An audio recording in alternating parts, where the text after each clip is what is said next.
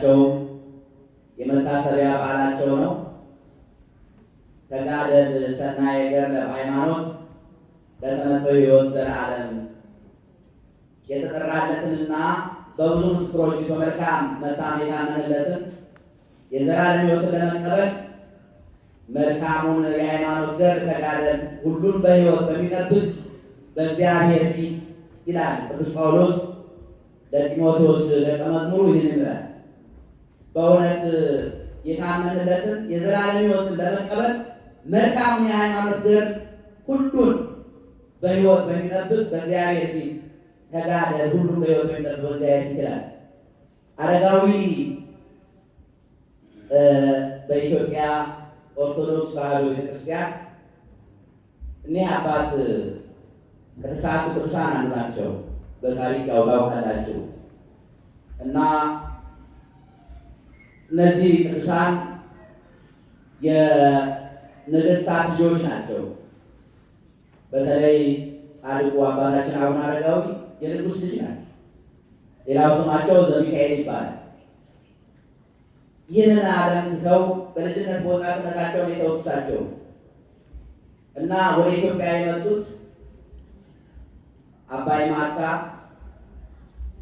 አባ አፍሲ፣ አባ አሌፍ፣ አባ ጴንጤሌዎን፣ አባ ጉባ፣ አባ ገሪማ ወይም አቡነ ይስሐቅ እነዚህ ተሰዓቱ ቅዱሳን ኢትዮጵያን በወንጌል ብርሃን ያበሩ ናቸው። በወንጌል ብርሃን ያበሩ ናቸው። እነዚህ እያንዳንዱ ቅዱሳን የራሳቸው ገድል የራሳቸው ታሪክ አላቸው። ያውም በዘመኑ ቅዱስ ያሬድ ስለነበረ አምስተኛው መቶ ክፍለ ዘመን ላይ ቅዱስ ያሬድ ስለነበረ ለእያንዳንዳቸው ቅዱሳን ድጓ ጽፎላቸዋል፣ ዜማ ዜሞላቸዋል። በተለይ ከአቡነ አረጋዊ ጋር ጊዜ ገጥሟቸው አቡነ አረጋዊ በደብረ ዳሞ ያንን ቤተክርስቲያን ሲያስመርቁ አፄ ገብረ መስቀል ቅዱስ ያሬድ ሆነው ምስጋና ሲያቀርብ በታሪክ እንደምታውቁት ቅዱስ ያሬድ ከዝማሬ የተነሳ በተመስጦ ሲያመሰግን አፄ ገብረ መስቀል በጦሩ የቅዱስ ያሬድን እግር ወጋው። ይህ ያን ጊዜ ቤተክርስቲያን በሚመረቅበት ጊዜ አቡነ አረጋዊ ያንን ቤተክርስቲያን ከሰሩ በኋላ በዚያ በምርቃቱ ሰዓት ነው ቅዱስ ያሬድ በዜማ እያመሰገነ እና ለእነዚህ ለእያንዳንዱ ቅዱሳን ባይገርማችሁ ለአቡነ ጴንጤሌዎን፣ ለአባ ይማታ፣ ለአባ አሌፍ፣ ለአባ አፍሲ ለእነዚህ ሁሉ በተለይ ለእነ አባ ዮሐኒ ለእነዚህ ልዩ ቅርሰት ነው የደረሰላቸው። ልዩ ዝማሬ በድጓ ልዩ ምስጋና ነው ያቀረበው እና እኒህ ጻድቅ አቡነ አረጋዊ በገድል በትሩፋት የተለዩ ናቸው። ስራቸው የተለየ ነው። ስራቸው ሕይወታቸው ሁሉ እንደነ ሄኖክ ነው፣ እንደነ ኤልያስ ነው። በደንብ አስተውሉ። እንደነ ኤልያስ ነው። ፍጹም በየሰዓቱ በየጊዜው ከእግዚአብሔር ጋር ይነጋገሩ ነበረ። እግዚአብሔር ጋር ይነጋገሩ ነበር። ስራቸው ሁሉ እንደነ ሄኖክ ነበረ። ቅዱሳን ነበሩ። ሰው እኛ በአርአያ ሥላሴ በአርአያ እግዚአብሔር ሁላችን የተፈጠረ ሰው በክብር ይውላል። ሰው በክብር እያደገ ሲሄድ ሰውነቱ ወደ መልአካዊ ባህሪ ፍጹም ወደ መሆን ባህሪ ይለወጣል። ክርስቲያኑ እንኳን ሌላ ይቅርና ሳናቋርጥ 21 ሱባኤ 41 ሱባኤ እንኳን ቅዳሴ እናስቀድስ። እስቲ በጾም እንቆይ፣ እስቲ በስግደት እንቆይ። ፍጹም እንቀይራለን። በደንብ አስተውሉ።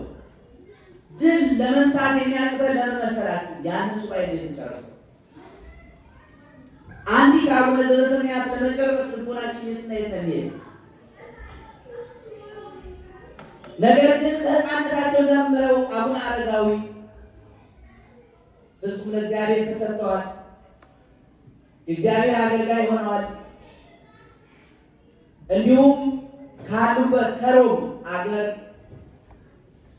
የንጉሥ ልጅ ናቸውና እርሳቸውም እንደዚሁ በትዳር እንዲኖሩ በዚያ መንግስት ወራሽ እንዲሆኑ ነበረ ቤተሰቦቻቸው ይፈልጉ። እሳቸው አስቀድመን እንደተናገርነው ፍጹም ክርስቶስን ተከተሉ። ወደ ኢትዮጵያ መጡ። ወደ ኢትዮጵያ ከመጡ በኋላ ግን ስራቸው ወንጌልን ማስተማር። በተለይ በዚያን ጊዜ እንደምታዩት ኢትዮጵያ ፍጹም እንዲህ የተስተካከለ አብያተ ክርስቲያናት እንዲህ የተስተካከለ መስዋዕት የሚቀርብበት ጊዜ አልነበረም። አሁን እንደምታዩት አይደለም። ኢትዮጵያ አስቀድሞ በነበረችበት ሰዓት አሁን አይደለም። አብያተ ክርስቲያናት በመላው እንዲታነጹ ወንጌል እንዲህ እንዲሰበክ ያደረጉ ነጻት ቅዱሳን ናቸው። ኢትዮጵያን በወንጌል ያበሩ የለወጡ እነሱ ናቸው። እኛ የሚመስለን ዛሬ የኢትዮጵያ ቤተክርስቲያን እንዴት ታሪኳ ከባድ ነው፣ እንዴት ብዙ መጽሐፍቶች አሏት፣ እንዴት ብዙ መምህራን አሏት። ይህ ሁሉ የሆነው በእነዚህ ነጻት ቅዱሳን መሰረት ሊኖረን የቻለው በእነዚህ ነው። በእነ አባ ሰላማ ፊደሉን በማስተካከል የወንጌል ትምህርትን ከግሪክ ወደ ግዕዝ በመለወጥ እነዚህ ደግሞ በማስተካከል ወንጌሉን ለሁሉ በማዳረስ አሁን እንደምታዩት አይደለም። ዛሬ ዳር ሀገር አካባቢ ሁሉ ያሉትን ሄደው አስተምረዋል፣ ለውጠዋል። አሁን አረጋዊ ወንጌል በደንብ ነው ያስተማሩ። እንዲሁም ደግሞ ገድል ትሩፋት ከእነዚሁ ከተሰዓቱ ቅዱሳን እና አባ ገሪማ እንደምታዩት ከቅድስናቸው ጋር የተነሳ አሁን ማለት ነው ጠዋት ዘርተው ሰዓት 9 ሰዓት ላይ ለመስዋዕት የሚያደርሱ ነበሩ። ተመልከቱ፣ ጠዋት እህሉ ተዘርቶ ማለት ነው። የቅድስናቸው ዛት ተመልካቹ ጠዋት ዘርተው 9 ሰዓት ላይ ለመስዋዕት ያቀርቡ ነበረ። አዘጋጅተው ለመስዋዕት ያቀርቡ ነበር። አባ ገሪማ ገረምከን የተባሉ በዚህ ምክንያት ነው። ገሪማ ስራ ድንቅ ነው። ልክ እንደ ሐዋርያት ልዩ ስራ ይሰሩ ነበረ። ሙት ያስነሱ ነበር፣ ድውያን ይፈውሱ ነበር። እና ጻድቁ አባታችን አቡነ አረጋዊ ለቅዱሳን በተሰጠው ስልጣን በስሜ ወለመቦ ዘሰአልክሙ በስሜ እገብር ለክሙ ኪያሁ፣ ማናቸውም ነገር በስሜ ትለምኑ እኔ አደርገዋለሁ። ዮሐንስ ወንጌል ሌሊት ሲነበብ እንደሰማችሁት በስሜ ማንኛውንም ነገር ብትለምኑ እኔ አደርገዋለሁ ይላል ጌታችን መድኃኒታችን ኢየሱስ ክርስቶስ። እውነት እላችኋለሁ በእኔ የሚያምን እኔ የምሰራውን ስራ እርሱም ይሰራል፣ ከዚያም ይበልጥ ይሰራል። ዮሐንስ 14:12 ላይ ይህ ለቅዱሳን የተሰጠ ነው። እውነት እላችኋለሁ በእኔ የሚያምን እኔ የምሰራውን ስራ እርሱም ይሰራል፣ ከዚያም የሚበልጥ ይሰራል የሚለው ከዚያም የሚበልጥ። ይህ ለማን የተሰጠው? ክርስቲያን ለማን የተሰጠው? ይህ ለማን የተሰጠው? ለቅዱሳኖች። በደንብ አስተውሉ። ለቅዱሳኖች ለሁላችን የተሰጠው። በእኔ የሚያምን እኔ የምሰራውን ስራ እርሱም ይሰራል፣ ከዚያም ይበልጥ ይሰራል። ብዙ ጊዜ እንደምታውቁ መናፍቃን ብዙ ጥያቄ ያነሳሉ። ይህ ፍጹም መልስ ነው። በደንብ አስተውሉ። ይህ ፍጹም መልስ ነው። እውነት እላችኋለሁ በእኔ የሚያምን እኔ የምሰራውን ስራ እርሱም ይሰራል፣ ከዚያም ይበልጥ ይሰራል። ቅዱሳን አንዳንድ ጊዜ ልዩ ድንቅ ነገር ሲያደርጉ እንዴት ያደርጋሉ ልንል እንችላለን። ግን ጌታችን መድኃኒታችን ኢየሱስ ክርስቶስ ምን ይላል? ከእኔም የሚበልጥ ስራ ይሰራሉ ይላል። ቅዱስ ሚካኤል ለአቡነ አረጋዊ ታዞላቸው ስለነበረ እስመ ለመላእክቲሁ ይእዜሙ በእንቲአከ ከመ ይቀቡከ በኩሉ ፍናዊከ ወበደዮሙ ያነሱከ ከመ ይትዐቀብ በእብን እግርከ ለዓለ ተኩላ ወከይሲዝጽያ። በመንገድ ሁሉ ይጠብቁ ዘንድ መላእክቱ ስለ አንተ ያዛቸዋልና እግርህም በድንጋይ እንዳትሰናከል በእጆቻቸው ያነሱሃል። በተኩላና በእባብ ላይ ትጫናለህ፣ አንበሳውና ዘንዶም ትረግጣለህ። በእኔ ታምኗልና አድነዋለሁ፣ ስሜንም አውቋልና እጋርደዋለሁ። መዝሙር 90:11 ላይ እናገኛለን። እንግዲህ ተመልከቱ፣ በእባብ ላይ ትጫናለህ፣ አንበሳውና ዘንዶም ትረግጣለህ። አረጋዊ አባታችን ይህንን የነቢየ እግዚአብሔር ቃል የተፈጸመው ለማን ነው? አቡነ አረጋዊ ኤልያስ ተመልከቱ። ኤልያስ በምን ሰረገላ ነበር ያደረገው? በምን ሰረገላ ነበር? በእሳት ሰረገላ። አባታችን ተራራውን የወጡት በምንድን ነው? በዘንዶ ነው። አያችሁ ቅዱሳን፣ አንበሳው ትራንስፖርት ይሆንላቸዋል። አሁን ዘንዶ ሰው ሲውጥ ነው እንጂ ሲያገለግል አይተነው እናውቃለን? ይህ ታሪክ በማን ቤተክርስቲያን ነው ያለው? ይህ ታሪክ በማን ቤተክርስቲያን ነው ያለው? በእኛ በኢትዮጵያ ኦርቶዶክስ ተዋሕዶ ቤተክርስቲያን ያለው። በደንብ አስተውሉ። እኒህ ጻድቅ ከሮም የመጡት አላውያን ነገሥታት ሐዋርያት የተሰየፉበት የተቀጠቀጡበት ቆዳቸው የተገፈፈበት ከዛ ነው የመጡት። ይህንን ድንቅ ተአምራትን ያደረጉ ኢትዮጵያዊ ውስጥ ነው። መርዛማው ሁሉ ክርስቶስን ስንከተል ምን ይሆናል? መርዛማው ምን ይሆናል? ለእኛ ምን ይሆናል? አገልጋይ ይሆናል። በደንብ አስተውሉ። አንበሳው ተሸክሞ ያደርሳል እና አቡነ ሳሙኤል ዘዋልድባ በአንበሳ ነበር የሚመላለሱት። በአንበሳ ተጭነው ነው ያንን ሁሉ ጫካውን የሚዞሩት። ከአንድ ቦታ ወደ አንድ ቦታ የሚሄዱት በአንበሳ ነው ተከበው። ጻድቁ አባታችን አቡነ አረጋዊ እናያለን። ቅዱሳን ፍጹም ለእግዚአብሔር ሲሰጡ ምን ይሆናል? ምን ይደረግልናል? የማይታዘው ይታዘዛል። ቅዱሳን ሲበቁ ምድርም ትሆናለች። ምድር እኮ ትታዛለች። ምድር እንደምትታዛ ታውቁ። ምድር እኮ ትታዛለች። ተራራው ዝቅ ይበል ሲል ተራራው ዝቅ ይላል። ኮረብታው ከፍ ይበል ሲሉ ከፍ ይላል። ባህሩ ሲባረኩ ደርቆ ይሻገራሉ። ባህሩ ሲያሰማችሁ ባህር ላይ መንገድ ይላል። ክርስቶስ ስንከተል ሁሉም ስንከተል የሚደረግልን ዝም ብሎ አይደለም። ፍጹም ወደ ተለየ ሁኔታ ነው የምንለወጠው። አቡነ አረጋዊ ኤልያስ ከሰረገላ ወደ ብሔረ ሕያዋን ሄደ። ጻድቁ አባታችን በዘንዶ ተጭነው ደብረ ታቦር ተራራ ላይ ከደረሱ በኋላ የተወሰነ ለእግዚአብሔር መስዋዕት ካቀረቡ ቤተ መቅደሱን ካዘጋጁ በኋላ አልቆዩም ብዙ። ፍጹም ወደ ብሔረ ሕያዋን ሄዱ። ተመልከቱ፣ ወደ ብሔረ ሕያዋን ሄዱ። ሞት አልቀመሱ። ከኛ መካከልስ ብሔረ ሕያዋን ሚሄድ እኮ ይኖራል። ላናውቅ እንችላለን። ሚሄድ ይኖራል። ሞት የማይቀምስ ይኖራል ከኛ መካከል። ነገር ግን አንዲት ነገር ፍጹም መከተል፣ ፍጹም ክርስቶስን መምሰል፣ ፍጹም መተው። ከነዚህ ቅዱሳን ያየነው ምንድን ነው? የንጉሥ ልጆች ሆነው ይህን ዓለም አደረጉት። ይህን ዓለም አደረጉት፣ ናቁት። ይህን ዓለም ቤት አዩት፣ እንደ ጉድፍ አዩት። ቆዳ በመልበስ በእውነት ለአካላቸው ቆዳ ለብሰው ጤዛ ልሰው ጫካ ውስጥ ቁስታ ውስጥ ገብተው ክርስቶስን በመፈለግ ቤተ መንግስት በወርቅ በአልማዝ በተንቆለቆለ ቤተ መንግስት መኖርን ትተው ክርስትና ከዓለም ጋር ተቃራኒ ነው። እኛ ምናልባት የሚመስለን ይሄ ሁሉ በዓለም ላለ ሰው ሞኝነት ሊመስለው ይችላል። በዓለም ላለ ሰው ሞኝነት ነው ይመስላል።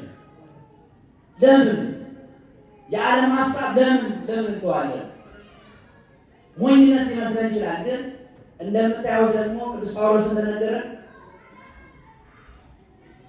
በዓለም ያለው ሁሉ ሞኝ አድርጎ ያየኛል ይላል።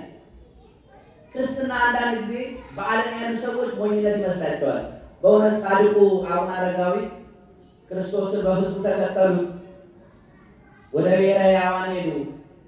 እዚያው ሮም ውስጥ ንጉሥ ሆነው ቢሆን ኖሮ ወደ ብሔረ ሕያዋን ሄዳሉ? በዘንዶ መጫን ይችላሉ? ዘንዶ ይበላቸዋል እንጂ በዘንዶ አይጫሉ። የምናየው ዘንዶ ትራንስፖርት ሆኗቸው ነው። ያን ተራራ ሲወጡበት ነው የምናየው። ከቅዱስ ሚካኤል ጋር ሲነጋገሩ ነው የምናየው። ስለዚህ ዛሬ ወደ ብሔረ ሕያዋን ያረጉበትን ወደ ብሔረ ሕያዋን የሄዱበትን የጻድቅ አባታችን በዓል ነው የምናከብረው። ሁለተኛው ይህ ነው። ሶስተኛው የዲያቆኑ የፊልጶስ ከሰባቱ ዲያቆናት አንዱ ከጌታችን ከመድኃኒታችን ከኢየሱስ ክርስቶስ ጋር የነበረ ከ72 አንዲት የነበረ በኋላ በቅዱስ ጴጥሮስ በሐዋርያት የተመረጠ።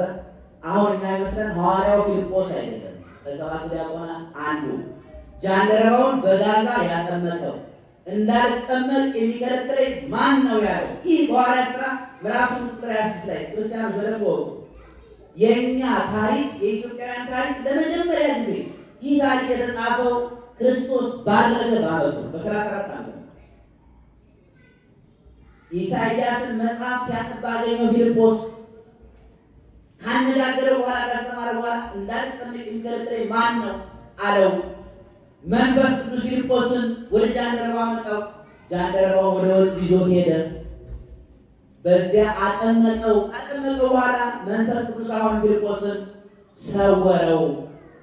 ያ ጃንደረባው ግን ጥምቀትን ይዞ በ34 ዓመተ ምህረት ለእኛ ለኢትዮጵያውያን ይዞልን መጣ። እኛ እንደ ሌሎች ክርስቲያኖች ሐዋርያትን ቆዳቸውን ገፈን በሰይፍ ቆርጠን አይደለም ክርስትናን የተቀበልነው፣ ክርስቶስን የተቀበልነው፣ ሄደን የተቀበልነው። ጥምቀትን ዓለም ሕዝቦች ሁሉ ቀድመን የተቀበልነው እኛ። ይህ ታሪክ ነው ዛሬ የሚከበረው። የዚህ ታሪክ መታሰቢያ ነው፣ የፊልጶስ መታሰቢያ ነው። ከሰባቱ ዲያቆናት አንዱ ይህንን በዓል ነው ዛሬ ሶስተኛ የምናከብረው። እንግዲህ ሰዓት አልቋል እያሉ ስለሆነ ዋናው ሁላችን ለምን በዚህ ተሰብስበን እንዲህ በዓል እናከብራለን? ለምን በዓል እናከብራለን? ለምን ቅዱሳን በዓል እናከብራለን? ቅዱስ ጳውሎስ እንዲህ ይላል፣ ወባቱ በተመጽዋዕክሙ ቅዱስ ውእቱ አንትሙ ይኩኑ ቅዱሳነ በኩሉ ገዘክሙ። የጠራችሁ ቅዱስ እንደሆነ በደንብ አስተውሉ። የጠራችሁ ቅዱስ እንደሆነ እናንተም ደግሞ በኑሯችሁ ሁሉ ቅዱሳን ሆኑ። ሁላችሁም ተብለናል። በኑሯችሁ ሁሉ ቅዱሳን ሁኑ። የጠራ ማን ነው? ቅዱሱ እግዚአብሔር። ገብረ ክርስቶስን የጠራው ማን ነው? ቅዱሱ እግዚአብሔር። አረጋዊ የጠራቸው ማን ነው? ቅዱሱ እግዚአብሔር። ፊልጶስን የጠራው እንዲያጠምቁ ማን ነው? ቅዱሱ እግዚአብሔር። ስለዚህ በኑሯችሁ በሕይወታችሁ ሁሉ ቅዱሳን ሁኑ። በእውነት በቅድስና በጽድቅ የቅዱሳንን ስራ እየሰራን እንድንኖር እግዚአብሔር አምላካችን ይፍቀድልን። ያስተማረን የመከረን አምላካችን ስሙ የተመሰገነ ይሁን። ወስብሐት ለእግዚአብሔር። ቃሉን ያሰማልን። መምህራችን ቃሉን ያሰማልን። በእድሜ በጤና ያቆየልን። አባታችን ወንድማችን ጌታ ናቸው።